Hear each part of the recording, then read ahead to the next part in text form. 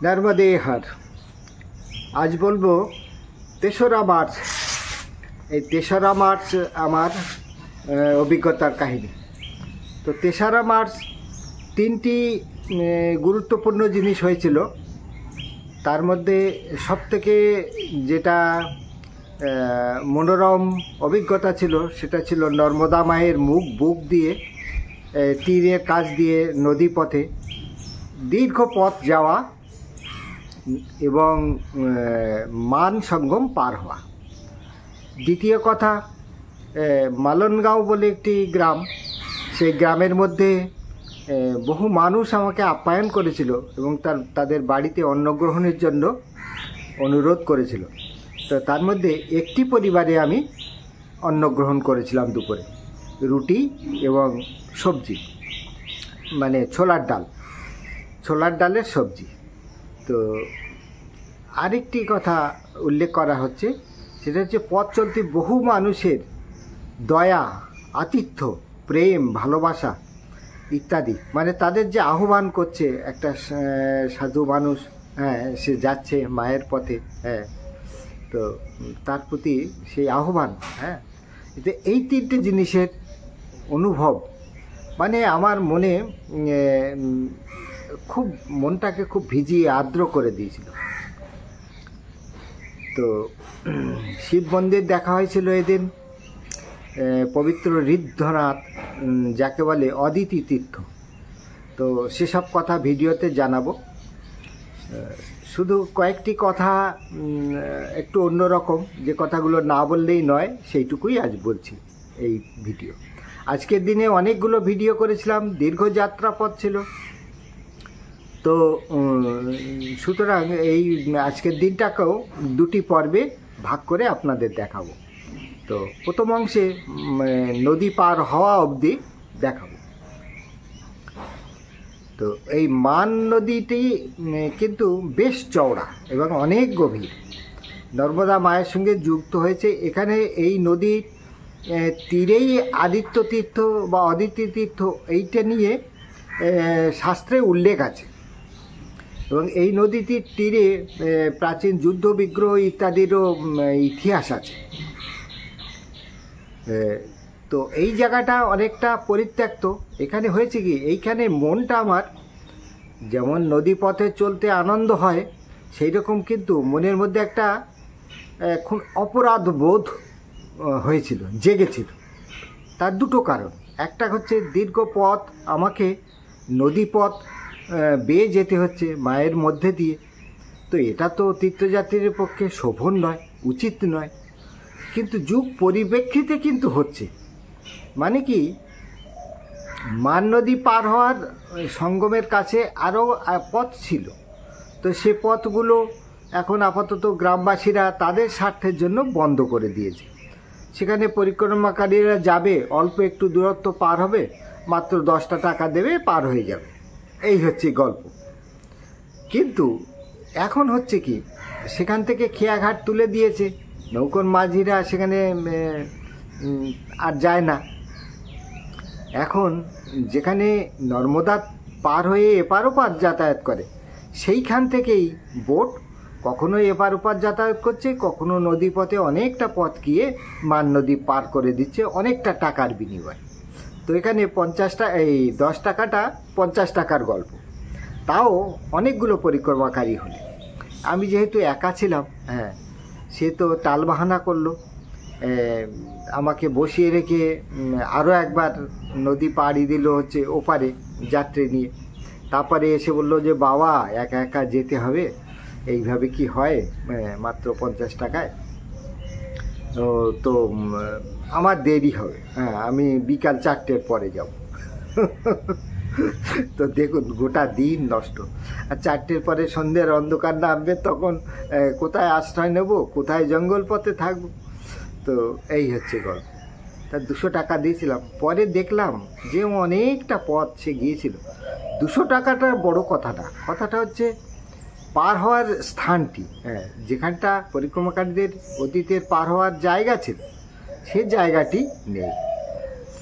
আর আগেকার দিনে এখান থেকে 80-90 বছর আগে সেখানে সম্ভবত পরিক্রমাকারীরা এই নদী সঙ্গমে পার হতোই না, তারা অনেকটা দূর দিয়ে যেত। আর এখন তো বাঁধের জলস্ফীতির কারণে নদীটি এত চওড়া হয়ে গেছে, এত গভীর হয়েছে মোহনার কাছে, সঙ্গমের কাছে, কিন্তু অতীতে মনে হয় নদীটি এতখানি চওড়াও ছিল না। তো এটা আমার ধারণা মাত্র। তো কতদিনে এই পরিবর্তন হয়েছে বলতে পারবো না। আর তো এই নদীপথে যে দীর্ঘ সময় মায়ের বুক দিয়ে যেতে হয়েছিল, এইটাতে একটা অপরাধ বোধ জেগেছিল, যেন আমি একটা শখের ভ্রমণকারীর মতো নৌকো বিহার করতে করতে চলেছি। তো মায়ের কাছে ক্ষমা চেয়ে, হাত জোড় করে মায়ের কাছে ক্ষমা চেয়ে, যে মা যেন অজ্ঞানকৃত কোনো অন্যায় আমি তোমার কাছে না করি। তো এই আরেকটা দেখলাম, এই সঙ্গমের কাছে জল কিছু জায়গায় শান্ত, কিছু কিছু জায়গায় চোরা স্রোত নিচ দিয়ে বা উল্টো তীর দিয়ে বয়ে চলেছে, যার ফলে এই পাটটাতে প্রচুর জঞ্জাল জমা হয়েছে। এমনকি বারবার নৌকার প্রোপেলারে আটকে যেতে থাকলো সেই জঞ্জাল, ছাড়াতে হলো মাঝে মধ্যে। তো তার মধ্যে দেখলাম রাশি রাশি প্লাস্টিক, মানুষের পরিত্যক্ত পোশাক, যেমন হচ্ছে শাড়ি, ব্লাউজ, তারপরে বিভিন্ন রকম তার, তারপরে সুতো, ইত্যাদি। তার সঙ্গে আছে আগাছার জঙ্গল, বহু কিছু। একটা বড় সাদা রঙের একটা মাছ, ক্যাটফিশই মনে হলো, বিশাল বড়, সেটাও মরে ভাসছে দেখলাম। তো এই দূষণের কারণে, আর আমার নৌকোর ছেলেটি অনেকে যে পরিক্রমা কি বলে পূজা উপলক্ষে যে নৌকো এই নদীতে নারকেল ভাসিয়ে দিয়েছে, সেই নারকেল তুলে নিল, তা প্রায় 7-8টি। তা তার অনেক টাকা উপার্জনও হলো। তো সে নারকেল তুলে নিয়েছে, তুললেও সেটা খুব সুন্দর কথা, ও একটা প্রয়োজনীয় জিনিস। কিন্তু এই যে ময়লাগুলো, এই তোলার চিন্তা ভাবনা কার মনে আসবে? স্বার্থ না হলে তো কারোর মনে আসে না। তাই ছেলেটিকে জিজ্ঞাসা করতে বললো যে নর্মদা যারা পরিষ্কার পরিচ্ছন্ন রাখেন, এইরকম সেবা দল আছে, তারা কখনো সখনো আসে, কিছু কিছু অংশ পরিষ্কার করে, কিন্তু তারাও আর্থিক দিক দিয়ে দুর্বল, তাদেরও খুব বেশি কিছু করার ক্ষমতা নেই, বা স্থানীয় মানুষ সেভাবে সহযোগিতা করে না, সেই প্রয়োজনীয়তা বোঝে না। তো এই আজকের দুঃখ। আনন্দ তো ভরপুর আছে, কিন্তু মনের এই দুঃখগুলো কিন্তু দূর করা পরিক্রমাকারীদের সম্ভব না। যাদের মন একটু সাড়াপ্রবণ, মায়ের প্রতি, মায়ের পরিচ্ছন্নতার প্রতি, মায়ের বেশভূষার প্রতি, তো এগুলো তাদের মনে ধাক্কা লাগবেই, কিছু করার নেই। তো আমি দর্শক মাত্র, শুধু দেখে গেলাম কিভাবে আমরাই মাকে অপবিত্র করতে করতে চলেছি। মা আমাদের ক্ষমা করুন এই আমাদের অপারগতাকে, যে আমরা তাকে শুদ্ধ রাখতে পারছি না। নর্মদে হার, নর্মদে হার। আজ 3রা মার্চ, সোমবার। তো সোমবার, নর্মদে হার, আজ 3রা মার্চ সোমবার। সকালবেলা বেরুলাম এখন। আগামী গন্তব্য মান নদী সঙ্গম।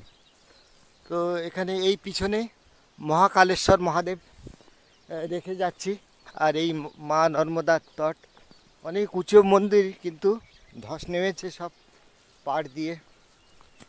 আর এই সামনে গ্রামের নাম হচ্ছে বরাবর্দা। এই গ্রামের নাম বরাহনগর থেকে বরাবর্দা হয়েছে। তো বরাহ অবতারের সঙ্গে যুক্ত, সত্যযুগের বরাহ অবতার পৃথিবীকে পাতাল থেকে উদ্ধার করেছিলেন নিজের দাঁত দিয়ে, দৈত্যের হাত থেকে। তার কাহিনী এখানে দেখলাম, লেখা আছে। খুব সুন্দর স্থান। আর ভিতরে এক ধর্মশালা তো বলছে সকলে, তো সেখানে এক বাবা আর এক মা আছেন। তো তাদেরই সংসার, খুব সুন্দর তাদের সেবা যত্ন, তারা সব জপ তপ পুজো পাঠ এইসব নিয়েই থাকেন। তো খুব সুন্দর রাত কাটালাম, ভজন পূজন। এখন সামনে অনেক লম্বা পথ আজকে। প্রথমে তো মান নদী সঙ্গম, তারপরে শুক্লেশ্বর, সেখান থেকে মান্ডুর পথে রওনা হবো। আজ বড়জোর শুক্লেশ্বর অবধি যাওয়া যাবে, কাল মান্ডু, নর্মদে হার, নর্মদে হার।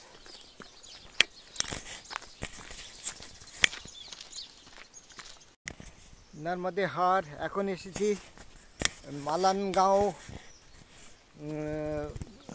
এই পিছনে এই মালানগাঁওয়ে আমার জিনিসপত্র রেখে এসেছি একজনের বাড়িতে।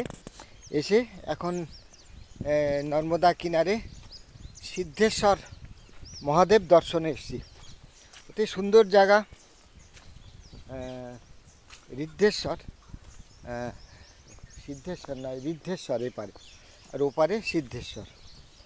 তো একদম নর্মদা তীরে माता अदिति द्वारा स्थापित ঋদ্ধেশ্বর महादेव मालनगांव।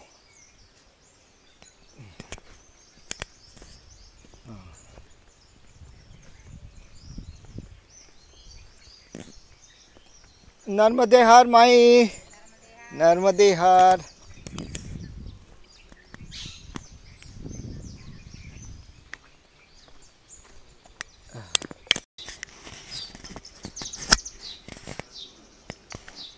नर्मदे हार। आज 3रा मार्च, मलनगांव, मलनगांव मध्य प्रदेश। से मलनगाঁয়ে नर्मदा माয়ের তীরে অতি প্রাচীন শিব মন্দির। এখন এই মন্দিরটি জলমগ্ন অবস্থায় থাকে বেশ কিছুদিন, বাঁধ তৈরির কারণে। তো এই যে প্রাচীন, অতি প্রাচীন শিবলিঙ্গ, ইনি ঋদ্ধেশ্বর মহাদেব। মন্দিরের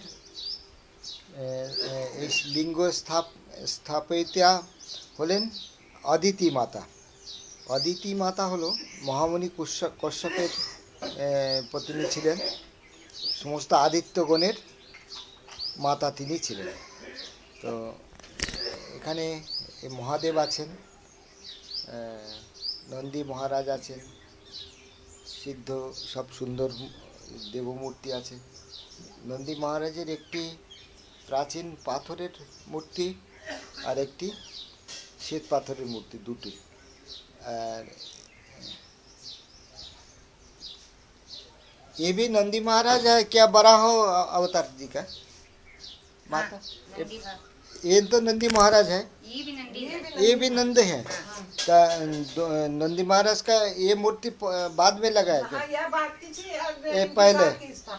अच्छा अच्छा अच्छा, उनका कान टूटी गया। अच्छा अच्छा अच्छा, इसीलिए सीढ़ी नहीं है, किसी बोटी टूटी गई। हाँ हाँ, लेकिन ये प्राचीन मूर्ति ये बहुत सुंदर है। हाँ, बहुत सुंदर है, अति प्राचीन। चांद सूरज का माई बाप ना। हाँ जी। তো এই মায়েরাই এখন ধর্মস্থানগুলোর প্রাণ। তারাই সমস্ত জায়গা কি সুন্দর করে পরিষ্কার পরিচ্ছন্ন করে দেবমূর্তির যত্ন করছেন।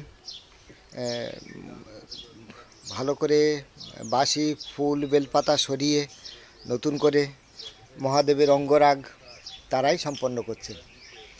তো সব ভক্তর হৃদয়ের ছোঁয়াতেই দেবতা জীবিত থাকেন। তো ঋদ্ধনাথ দর্শন হয়ে গেল। এইবারে স্থান ছেড়ে আগে যাব মান নদী সঙ্গমে। এই জায়গাটি এখন তো শুকনো, জল নেই, কিন্তু বর্ষার সময় নদী বাঁধের কারণে তো পুরোপুরি জলমগ্ন থাকে। আর এখানে একটি ছোট কুটির করে এখানে হোম যজ্ঞের ব্যবস্থা আছে, সেখানেও সব ভক্ত হৃদয় সব বসে বসে নাম জপ ইত্যাদি করছে। আর এই হলো মালনগাঁও যাওয়ার রাস্তা। তো আমি এই পথ দিয়ে দর্শন হয়ে গেল, প্রণাম হয়ে গেল, এইবার গ্রামের পথে ফিরে যাব। নর্মদে হর। তো এখানে লেখা আছে শ্রী মাতা অদিতি দ্বারা স্থাপিত ঋদ্ধেশ্বর মহাদেব মন্দির মালনগাঁও। তো এখানে কয়েকটি সত্যযুগেরই কিছু কথা বলে নেওয়া উচিত। তো এই মায়ের তীরে অতি সুন্দর এই স্থানটি বলা হচ্ছে যে অদিতি মাতা দ্বারা স্থাপিত। हाँ बाबा, बाबा थोड़ी देर पहले पिए, थोड़ी देर पहले गांव में पिए, अभी हाँ हाँ मिल गया गांव से। नर्मदे हर बाबा। तो এই অদিতি মাতা হলো মহামণি কশ্যপের 13 জন পত্নী ছিলেন। মহামণি কশ্যপের উপরে পৃথিবীর সৃষ্টির ভার ছিল, ব্রহ্মাজি দিয়েছিলেন সেই ভার। তো তা যথারীতি সেই দায়িত্ব, গুরু দায়িত্ব পালন করার জন্য মহামুনি তা 13টি পত্নী ছিল। তার মধ্যে প্রধান যেমন ছিল, কয়েকটি নাম উল্লেখ করছি কয়েকজনের: দিতি, অদিতি, কালা, মনু, দনু, কদ্রু, বিনাতা, এরা। তো বিনাতা যেমন হচ্ছে গরুর আর অরুণের মা, কদ্রু যেমন হচ্ছে সমস্ত সর্পকুলের মা, সাপ কুলের মা, আর সেই রকম দিতি হচ্ছে দৈত্যকুলের মা। আদিতি হলো তার থেকে সমস্ত আদিত্য বা দেবতাদের জন্ম, তো সেই হলো অদিতি মাতা। তার তিনি এখানে এই ঋদ্ধেশ্বর শিব স্থাপন করেছিলেন। আর ঋদ্ধেশ্বর শিবের ওই যে নর্মদা মায়ের উপরে ওই তীরে যে মন্দিরটি দেখা যাচ্ছে, ওটি কপিলেশ্বর, মানে ভগবান কপিলের পূজিত শিব। আর এই যে পাহাড়ের উপরে একটি লাল রঙের মন্দির দেখা যাচ্ছে অতি দূরে, ওটি হলো সিদ্ধেশ্বর মহাদেব। তো স্থানটির সুন্দর অবস্থান, অতি সুন্দর, কিন্তু নর্মদা মায়ের তীরভূমি ধরে আগে যাওয়ার উপায় নেই। এরকম অনেক ছোট ছোট খাড়ি জলমগ্ন অবস্থা আছে। তো আমাকে পরবর্তী মান নদী সঙ্গম পর্যন্ত যেতে হবে গ্রামের মধ্যে দিয়ে পথে। যাই হোক,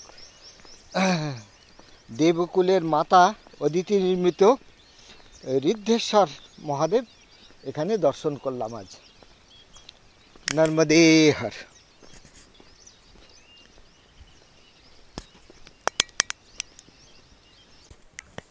নর্মদে হর। আজ মালনগাঁওয়ে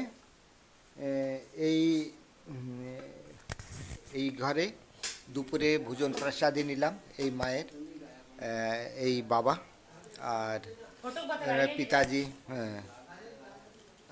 এখানে আছেন, তার সঙ্গে সকালে আলাপ হলো। হ্যাঁ, মালনগাঁও, नर्मदे हर। एक घर हमारा परिवार सब देखेगा जे हम सही सलामत है, सज्जन का साथ घूम रहे हैं, सही तरीका से प्रसाद ले रहे हैं, ये सब सुन के। आपका परिवार उधर सुन रहा? नहीं, अभी नहीं सुनेगा, बाद में जब इसको ऑन करेंगे तो वो सुन पाएगा। अच्छा, कहना है कि कोई सब मैया की कृपा है, बाबा को कोई चिंता करने की जरूरत है, वही बात है, क्योंकि मैया सब बाबा का आशीर्वाद सब सज्जन का तरफ से मिल ही जाता है। मिल ही जाता है। नर्मदे हर माई, नर्मदे।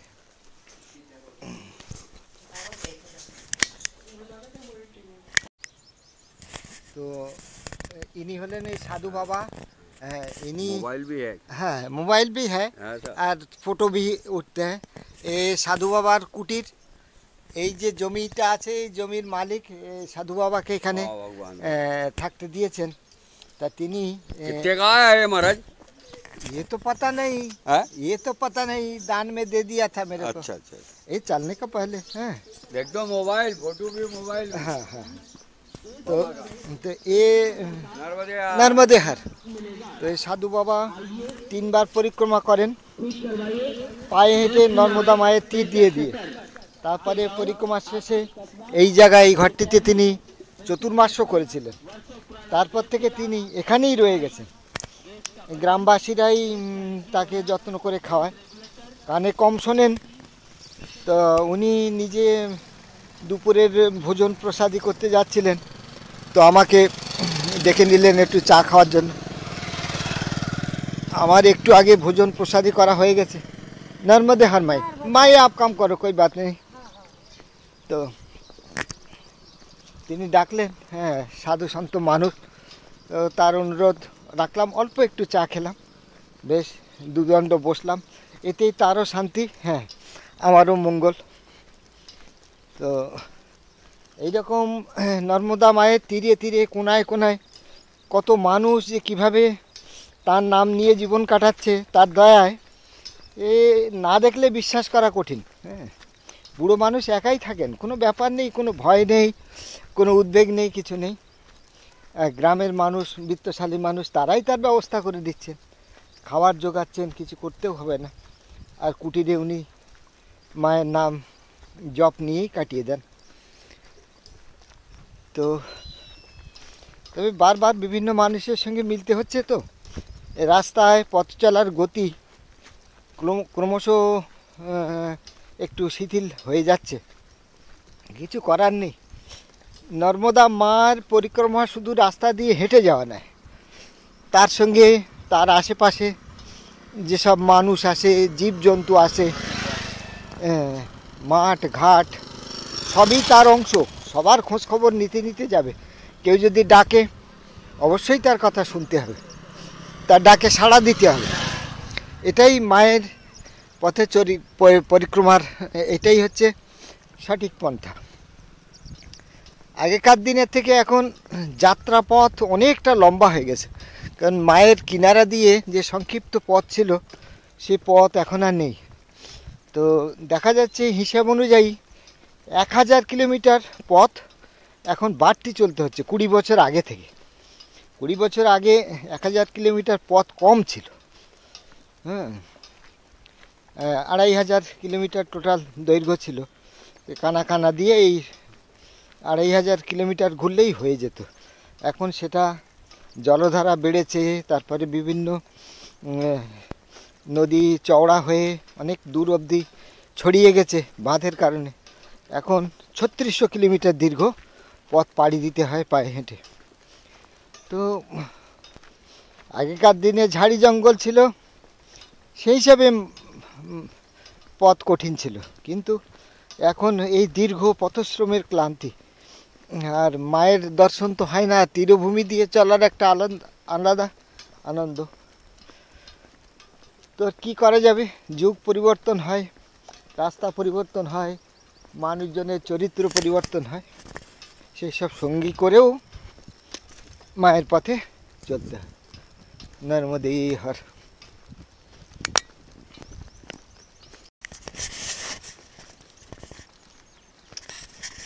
কিছু কিছু জায়গা আছে ভারী অদ্ভুত, এমনই কোনো কোনো জায়গায় যেমন মাইলের পর মাইল কেউ থাকার আশ্রয় দেয় না। তারপরে খুব ক্লান্ত হয়ে পড়েছি, কিন্তু কোথায় থাকবো, হয়তো দূরের আশ্রম বলে দিল, হ্যাঁ বাবা 6 কিলোমিটার দূরে আশ্রম আছে, চলে যাও। আবার এমন কিছু গ্রাম আছে যে সেখানে গেলে আপনার মন একদম গলে যাবে। কারণ এই একটু আগেই একে তো এক মা তিনি রান্না করে নিজে হাতে যত্ন করে ভোজন করিয়ে দিলেন, নর্মদে হার। আর রাস্তার ধারে কয়েকজন শ্রমিক মা, তারা এই ছোলা তুলতে এসছে মালিকের হয়ে, তারা দুপুরে ভোজন করছে। কত পরম যত্নে ডাকলো, বাবা এসে 2টো রুটি খেয়ে যাও। আমি বললাম যে মা, আমি তো এক্ষুনি দুপুরের ভোজন করেছি, তো খেতে পারছি না, তোমরা খাও। তো এই যে আমন্ত্রণ, এর মহত্ব আলাদা। হ্যাঁ, তারা সামান্য শ্রমিক মানুষ, তারা রাস্তার ধারে নিজেদের কতটুকু সামান্য একটু রুটি আর একটু সবজি, কিন্তু সাধুসন্ত দেখলে বাবা দুটো খেয়ে যাও, এই কথাটি যে কী মিষ্টি, এই দীর্ঘ যাত্রা পথে যারা ভুক্তভোগী তারা ছাড়া অনুভব করতে পারবে না যে দুটো রুটির মূল্য কী। কখনো কখনো এই দুটো রুটি পায়ের শক্তি থাকে না, চলার শক্তি থাকে না, আগে পথে কোথায় জুটবে তার ঠিক নেই। আর এখানে দেখুন তারা গরিব মানুষ, তাদের ভাগের থেকে আমন্ত্রণ জানাচ্ছে। তো এই যে আমন্ত্রণ জানালো বাবা দুটি রুটি খেয়ে যাও, এটাই মায়ের আশীর্বাদের মতো। মনটা ভাবুক হয়ে যায়, আর্দ্র হয়ে যায়। তো এই প্রেম ভাব আমরা শহরের জঙ্গলে পাইনি, আমিও পাইনি, পেয়েছি হয়তো কচিত কখনো সখনো, কিন্তু এখানে নর্মদা মায়ের পথে চলার পথে প্রতিদিনই পাচ্ছি, অনুভব করছি তার এই দয়া। নর্মদে হর।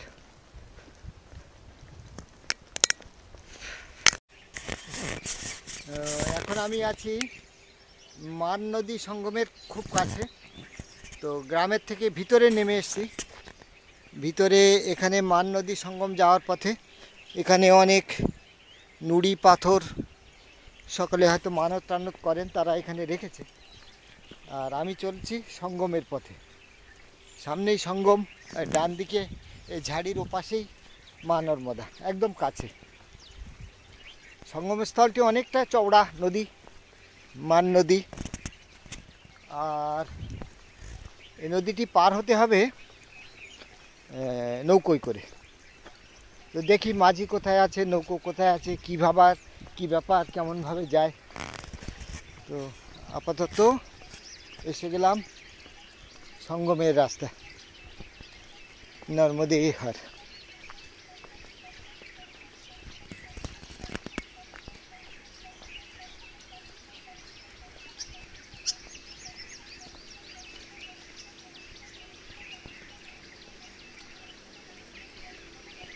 नर्मदे हार माई, ओ संगम यही है, आगे कहाँ से जाएंगे?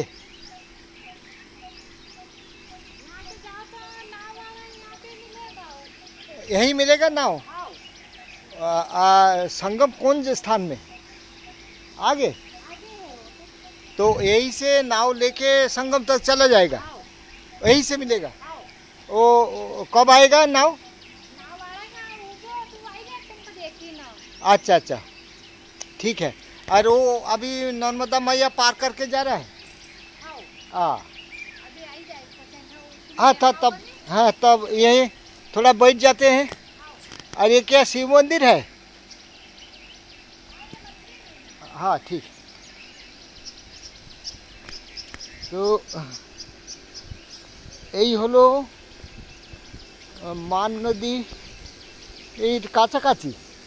মান নদীটা আর একটু দূরে আছে, কিন্তু নৌকো এখান থেকে পাওয়া যাবে। তো ওই হচ্ছে নদী সঙ্গম, যেখানে পতাকা পোতা আছে। না, আরও দূরে। যাই হোক, এখান থেকেই যেতে হবে।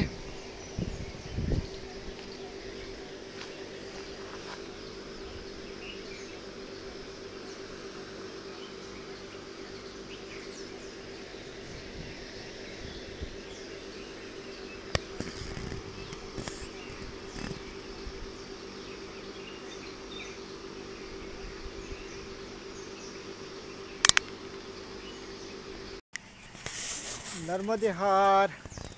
আপাতত বসে আছি এই মান নদী সঙ্গম পার হওয়ার জন্য। তা নদী পার হওয়াটা অত সহজ কথা নয়।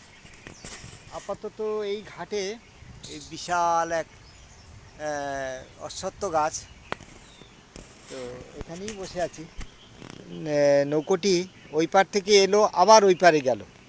কিছু লোকজন এই দুই পারে যাতায়াতটা বেশি চলে। আর মান নদী এই ধারা বেয়ে নর্মদা মায়ের বুক দিয়ে খানিকটা যেতে হবে, তারপরে সঙ্গম পার হতে হবে। বললো প্রায় 2 কিলোমিটার রাস্তা যাতায়াতে। তো সেই জন্যে উপায় তো নেই, কিছু মূল্য তাকে দিতেই হবে। তা সাধারণত 4-5 জন হলে আর অল্প পয়সায় হয়ে যায়, 50 টাকা করে নেয় সম্ভবত। তো আমি বললাম ঠিক আছে, আমি 200 টাকা দেবো কোনে, তা তুমি এসো তাহলে। আর না হলে সে নৌকো ছাড়বে, লোকজন হবে, তারপর সে বিকাল 4টের দিকে ছাড়বে। তো অতক্ষণ তো অপেক্ষা করা মানে গোটা দিনটা নষ্ট হওয়া। সুতরাং মূল্য দিয়েই আপাতত পার হই। এই নদী আসলে, এই নৌকো এপারে আসলে তারপর রওনা হব। তো এসব স্থান বেশ গভীর জল।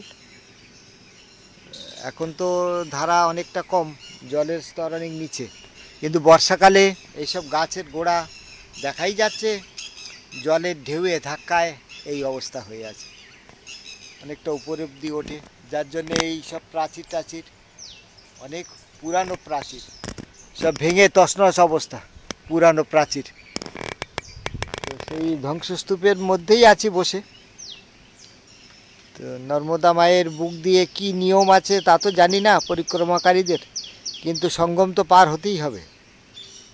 তো এত এইসব পরিস্থিতি জানলে হয়তো আমিও এই নদীর তীর দিয়েই মান্ডুর দিকে রওনা হয়ে যেতাম, কিনারায় আসতাম না। তো এখন যখন এসেই গেছি, এর পরের যে সঙ্গম সেই পর্যন্ত যাব, তবে সে নদীটি পার হব না, সেখান থেকে মান্ডুর দিকে রওনা হব। আপাতত অপেক্ষা করা ছাড়া আর কোনো উপায় নেই।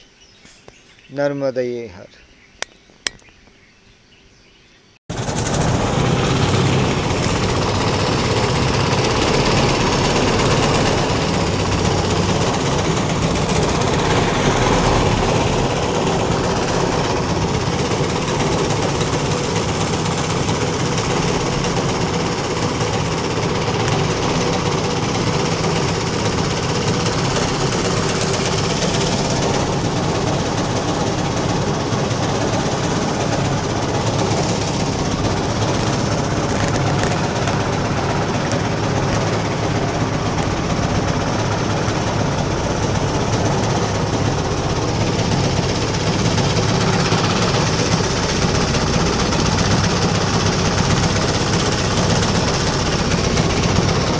আপাতত চলেছি নর্মদা মায়ের তীর দিয়ে মানসঙ্গমের দিকে।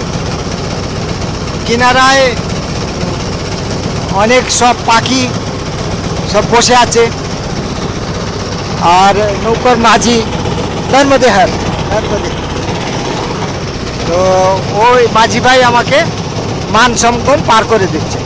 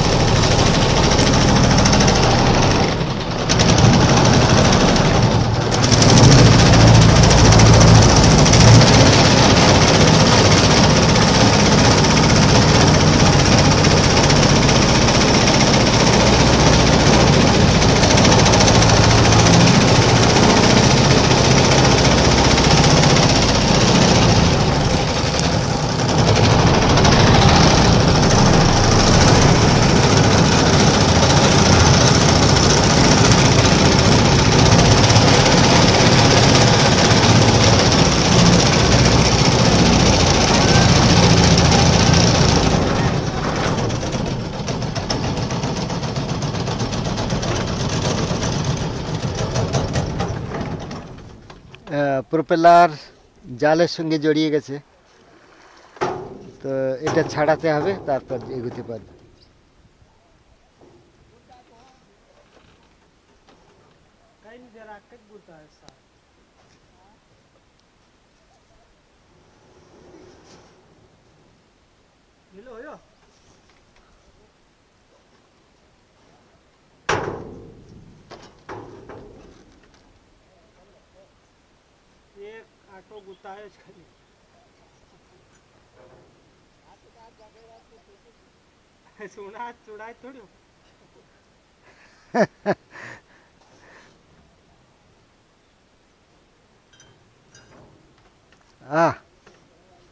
हो गया। তো প্রপেলার একটি জালের সঙ্গে আটকে গেছিল, মাছ ধরা।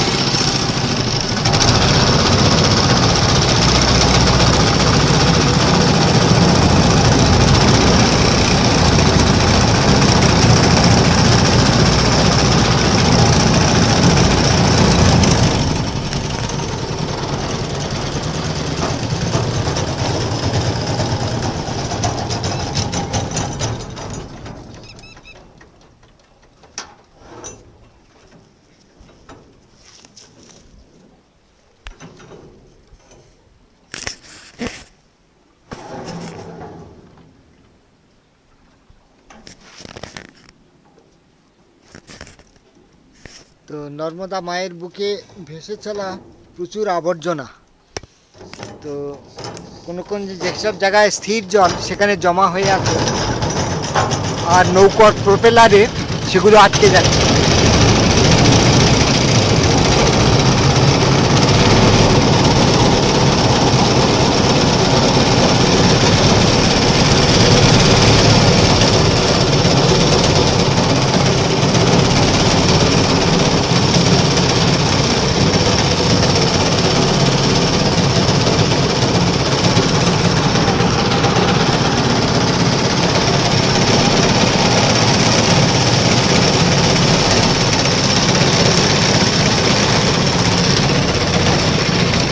সবথেকে বেশি ভয়ানক হলো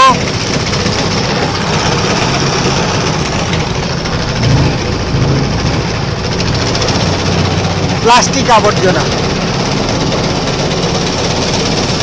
এই জায়গাটা শান্ত জল, যার ফলে আবর্জনায় ভর্তি।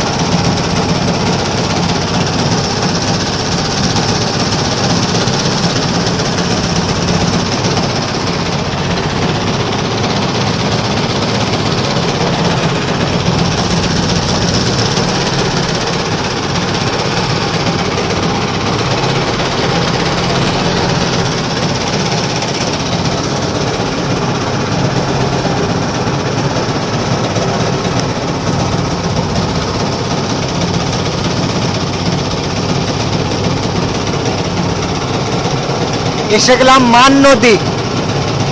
এবার এই মান সঙ্গম পার হয়ে ওপারে চলে যাব।